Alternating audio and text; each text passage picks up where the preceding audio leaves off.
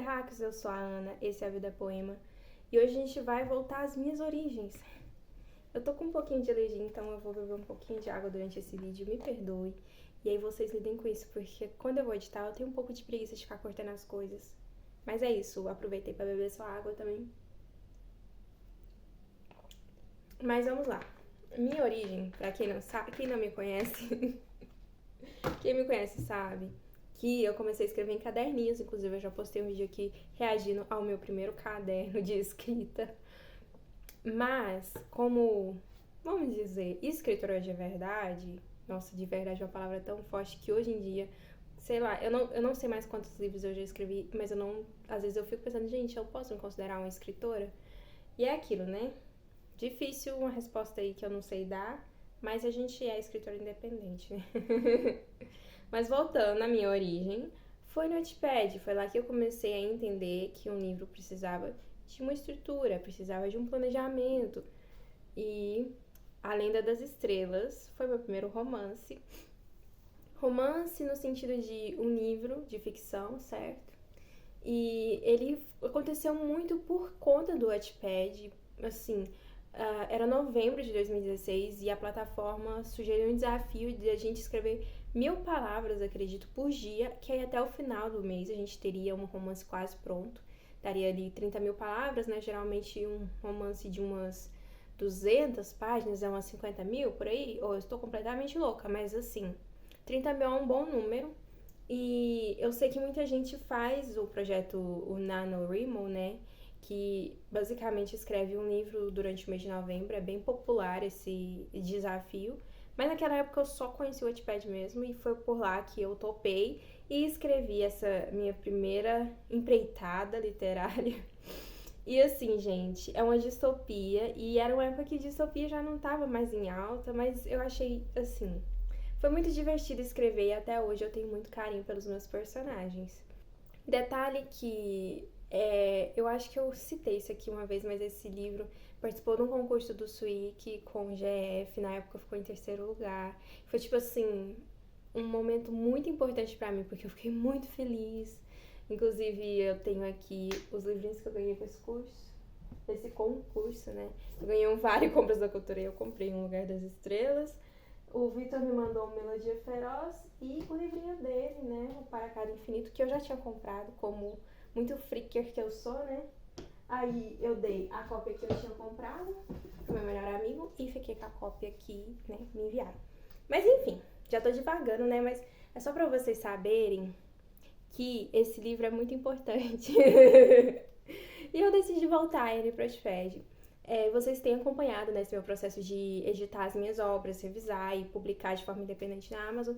Só que esse livro nasceu lá e eu acho que ele pertence a esse lugar e que em tantos momentos acolheu as minhas obras, tantos leitores me conheceram pelo Wattpad, assim. É um número meio relevante se for comparar a gente que tem 1 milhão de leituras, eu não tenho esses números ainda, mas é parte da minha história e acaba que A Lenda das Estrelas nasceu no Wattpad, então acho que ele pertence ao Wattpad.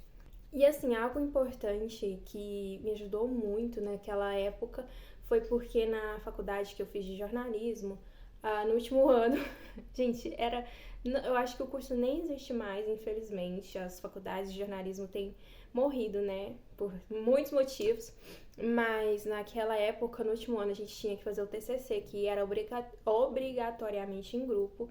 E você não fazia só um produto jornalístico, você precisava criar uma empresa que ia gerar esse produto. Então tinha um plano de marketing, um plano de negócios, uma loucura.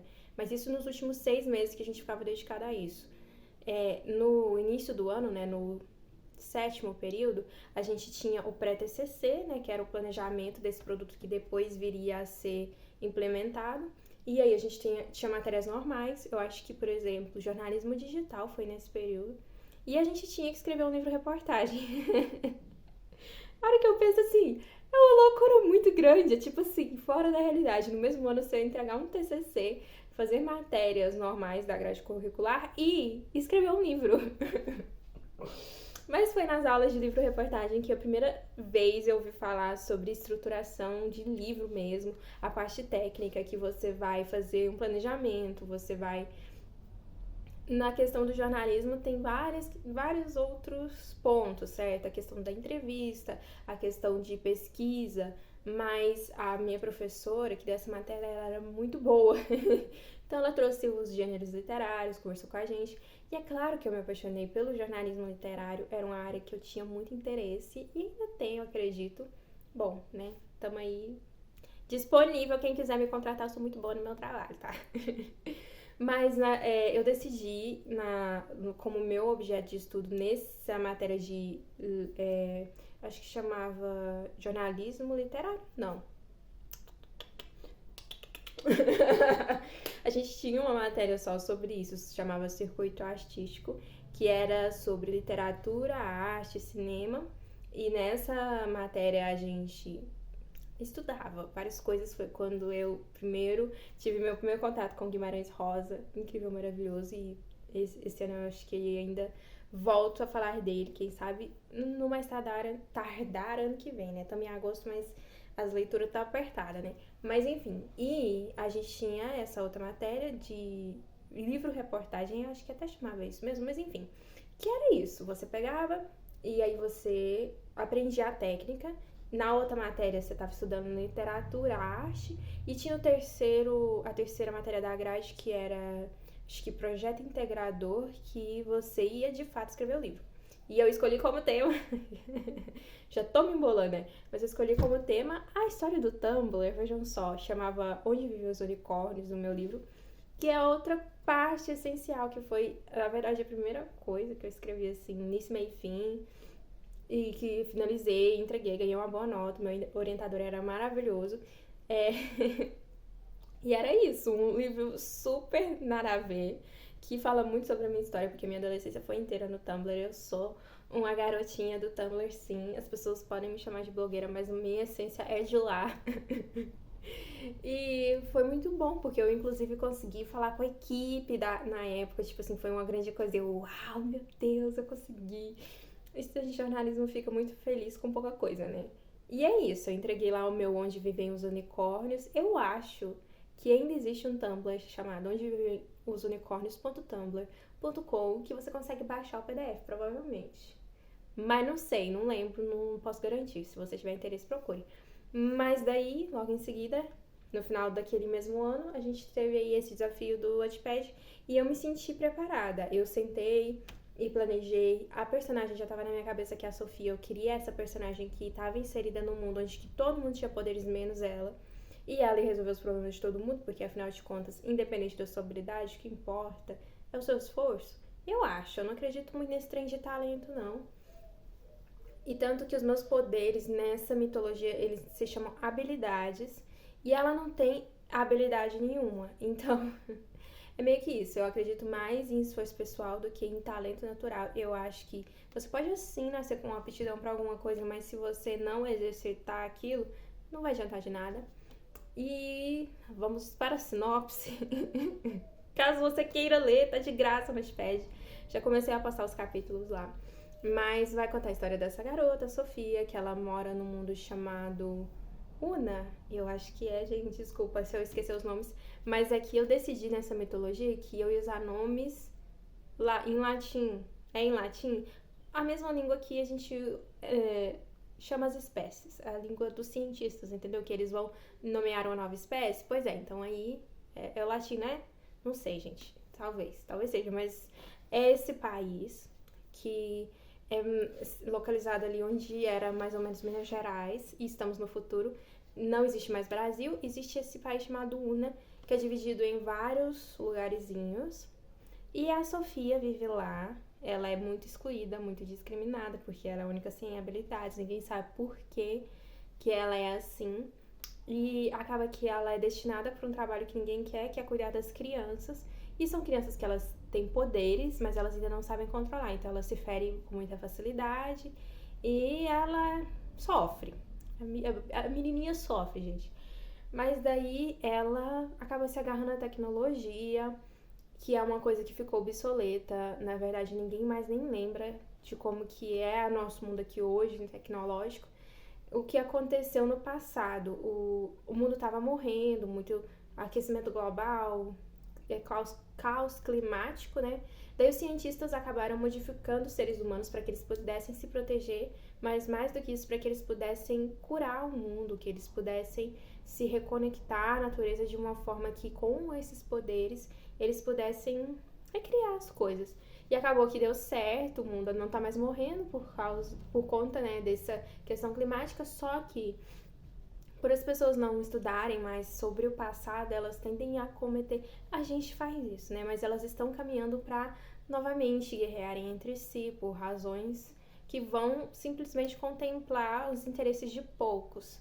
E a Sofia tá no meio desse contexto, sem nenhuma condição de lutar, né, contra esses seres poderosos, só que com essa questão da tecnologia, ela é designada como melhor amigo dela, Hugo, para uma missão que ela vai destruir ali uma instalação vou falar comunidade vizinha, mas é um paizinho com vários pequenos lugarzinhos, entendeu? Aí alguém foi lá e construiu fez uma construção no território de onde a Sofia mora. Daí eles têm que andar até lá e, como ela é a única pessoa que entende de tecnologia, ela vai hackear o sistema daquele lugar. Tem esse detalhe, o governo ainda usa algumas coisas tecnológicas por questão de organização mesmo. Mas ela vai hackear e vai destruir aquele lugar. E aí a gente vai saber se realmente quem construiu aquilo foram inimigos, se era... o que era aquela construção, quem estava lá. E a partir daí a gente vai ter várias coisas, barracos de família, né? A gente vai ter romance, enfim, a gente tem vários personagens. Foi também a primeira vez que eu tive esse cuidado de fazer histórias independentes da protagonista, entende? Então a gente tem um pouco de alternância de ponto de vista. Não é só a Sofia, né? Não é só sobre ela essa história, é sobre como que essas pessoas estão vivendo aí nesse momento de tensão e como que elas vão resolver esse problema. E é isso, gente. Lembrando que também, depois de um tempo, né, que eu vivi tudo isso com a Lenda das Estrelas, algumas pessoas, vai conter continuação, né? Aí eu escrevi a continuação, chama A Lenda dos Corações Alados, e eu vou postar também no Wattpad logo quando terminar a Lenda das Estrelas. E eu fiz uma capa nova pra Lenda das Estrelas, linda e maravilhosa, eu fiquei muito orgulhosa. Tem a Sofia correndo e tem um monte de estrela que vocês vão entender por quê. E tem umas florzinhas também que vocês, se lerem, vão saber quem que fez essas flores. Se vocês repararem lá no topo, assim, em cima do das estrelas, tem um passarinhozinho voando, que se você ler, você vai saber quem é esse passarinho. Enfim, uma capa cheia de significados, eu gostei muito do resultado final. E é claro que quando eu terminar de postar a Lenda das Estrelas, eu vou postar a continuação, a Lenda dos Corações Alados. E é isso, gente. Essa é a minha duologia, As Lendas do Amanhã. Foi feita, escrita com muito carinho. Eu tô muito orgulhosa de ter começado isso lá atrás e de agora, né, voltar aí essa origem tão importante pra mim. Apesar de que, como plataforma Wattpad não tem mais tantos atrativos pra mim, faz parte da minha história, faz parte da minha formação como escritora e, né, é um conteúdo grátis pra você ler. Então, espero que você goste, se divirta, se emocione, fique um pouquinho de raiva às vezes, porque dá um pouquinho de raiva às vezes, mas que no fim seja uma boa leitura. E é isso, se você também posta lá no Wattpad, me conte aí como tem sido a sua experiência. Pode me seguir lá, o mesmo usuário, em todas as redes, A Vida e Poema. E é isso, gente. Vamos aí. Gente, é muito... Eu fui postar ali a nota da autora, explicando, né, que eu ia repostar o livro inteiro. Eu fiquei até emocionada, porque, assim, vem de um lugar muito de afeto pra mim. Que era escrever algo que pra mim era muito importante e que as pessoas ficavam esperando para que eu postasse, para elas lerem, continuar a história. É uma experiência excelente. Se você nunca postou no Wattpad, eu indico muito, porque esse feedback dos leitores é algo, assim, que é muito difícil a gente ter. Lá na Amazon e, enfim, de outras formas, a gente fica pedindo, por favor, deixa sua avaliação, é importante, né? E lá no Wattpad a gente tem avaliação em tempo real. Então, às vezes tem gente que não gosta, né? Barulho. Tanto que a capa do meu Twitter, se vocês forem ver, tá lá um comentário no Wattpad, uma pessoa falando assim, de um texto meu, medíocre. É claro que eu censurei o nome da pessoa, mas eu respondi, sempre, porque né, faz parte. E isso é a capa do Twitter, eu não estou tentando não ser medíocre, eu só estou tentando contar as minhas histórias, esses personagens que são tão amados por mim e que também podem ser amados por você. Tem uma galerinha que gosta, então é isso que importa. Eu não sei se eu já falei isso aqui, eu acho que eu falei, mas num vídeo que acabou não indo ao ar, mas às vezes o seu livro não tem mercado para ser consumido. As editoras não querem o seu livro, mas ele pode ser que tenha leitores. Pode não ter mercado, mas tem leitores. O Notepad está cheio deles, então é isso. Não perca tempo e vá lá viver essa experiência incrível que é ter contato direto com quem gosta de ler bastante. Até a próxima!